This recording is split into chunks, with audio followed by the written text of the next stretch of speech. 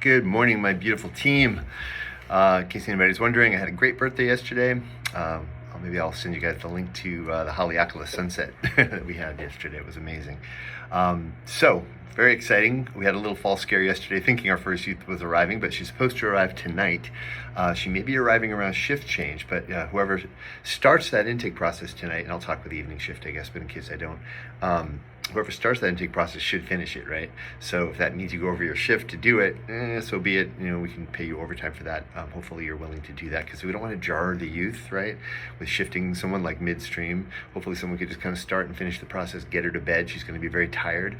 If she gets here around 9 o'clock, which we're expecting, that's 12 o'clock LA time where she's coming from. So she might be wiped. So maybe do a light intake with her and try to get her just, situated and in bed. We can orient her more in the morning. But the CWS worker who's here can do the intake information for us, right, and sign the forms and all that. So we should be able to get through the whole process. And in fact, maybe one person does that with the CWS worker, and the other person kind of manages the youth and kind of just helps ease her into the environment tonight. She's going through a lot, obviously, coming back from California, where she was placed with her sister, but it didn't work out. So now she has to come back to Maui. She's not happy about that, and they're going to try to arrange a long-term solution for her here. So that's kind of that situation. So lots of empathy, lots of gentleness with her. She says she might be a flight risk, right? She may not want to be here. She may try to run.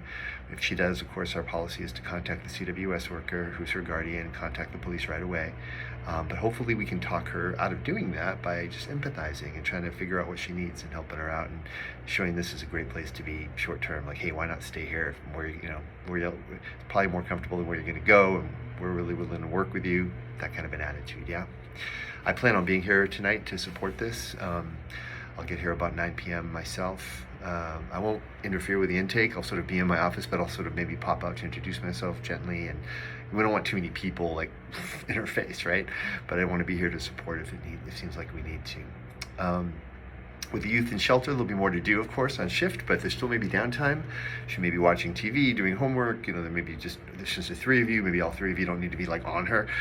So you could still, two people could still be practicing skills, practicing intake, working on your MEC skills, working on the suicide prevention, all those materials I've given you. Please keep on them. If you run out of stuff there, I got plenty more to train you on. So let me know, please, yeah? And keep working on stuff if you have downtime. And of course, there's always the little tasks and cleaning and stuff like that we still need to do and keep up on. Please do remember now that with the youth in the shelter, you really do need, even if you don't, you should still be documenting a fake youth. Let's practice our documentation every shift in Practice Fusion. And I put the notes into the daily message document that you have a link to here. But remember that if she's in bed 1, then the intake's at 1 a.m., but then the shifts are 1:15, 1:30, 1:45. You document them in those parts of the calendar.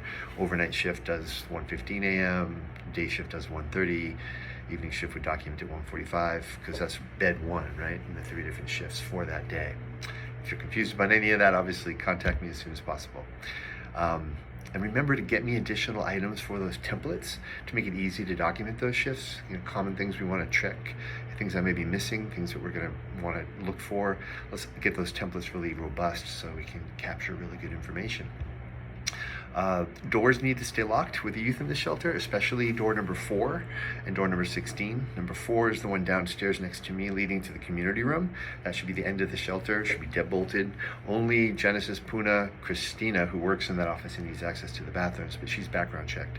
And Genesis and I, of course, have access to that door lock. And it shouldn't really be open unless we're using the community room for something, in which case that door would be open and we would lock the door that leads to the hallway to the bathrooms down here, right? So the shelter would end there, just past the intake room. Yeah, that's door number 31. We'll lock that. It's broken right now, unfortunately, but they're working on getting us a replacement lock for it. But at least the youth won't be able to get out that way if we're, and people who are in the community room wouldn't be accessing, the shelter. So we keep security that way. So the shelter either ends in 2 different places depending on whether or not we're using the community room for something and need access to those bathrooms. Any confusion about that? Come see me. But for now, keep door 4. We'll manage door number 4, but door 16 upstairs is the one that goes out the back door of the shelter upstairs to the water heater room, storeroom. Yeah, you guys may still need to get into that room, but you have a key for number 16, but 16 should be locked otherwise, so the youth doesn't sort of sneak out that way. She'll have to go out the front door, and hopefully someone will see her, right? And stop her. Not stop her physically, but like encourage, right? We always have an open door policy. She can walk out at any time. If she does, again, we call the appropriate people. But hopefully we can talk to her and kind of convince her that maybe this is a better place to be using our MVC and empathy skills. What else? Monthly house meetings. We're going to do these monthly, I think, just to get the whole team together. It's hard to do, but I think we need to do it at least once a month just to keep that sense of cohesion and keep us all on the same page, and maybe do a little team building, because you may end up working on different shifts with different people. The schedules adjust, so not just your shift mates, right? You want to get to know and have everybody be connected and on the same page. So we'll do that the first Wednesday of every month from 9 to 12. And we may need to adjust schedules a little bit so that there may be little gaps here and there, so that we're going to tweak the scheduling so that you don't have to work overtime to do that. You can charge that time in, and we'll just take off of other shifts to keep it to the 40 hours, right, for the week. So the next one's going to be Wednesday, then the first Wednesday of October is the 4th, 9 to 12. Please arrange to be here. Let us know if you can't, and maybe if you could just come on Zoom, we can maybe try that. Do a hybrid meeting if we need to. Better to have you here in person if we can. So work with us on that, please. All right, your quote of the day. A saint was asked, "What is anger?" And they replied, "It's a punishment we give ourselves for someone else's mistake."